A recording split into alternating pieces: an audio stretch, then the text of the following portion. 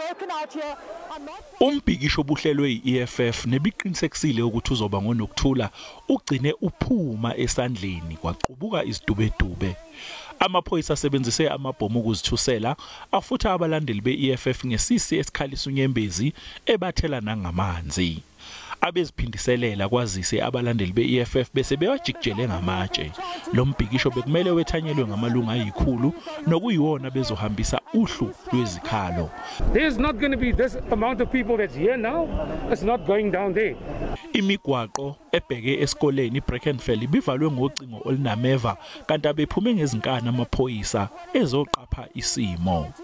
Amalungu e-EFF asole amaphoyisa ngokwachukuluza kwase kusuka uthuli lwezichwe. IKhomishana yamalungelo abantu ithi ubuholi be-EFF kukhona obebungakwenza ukuze kugwemeke loluthuthuva. Clearly see there's no adherence to the permit, and the police have negotiated with them, and hence they were saying 500.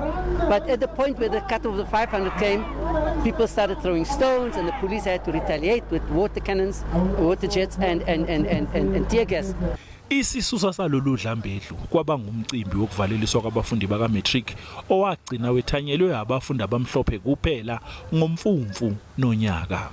Umkhandlu olawula isikole kanye nomnyango wezemfundo sebeziqhelanisile nokuhlelwa kanye nokuxhaswa kwalomcimbi wokuvalelisa abafundi yize babakhona othisha ababethamele lo mcimbi.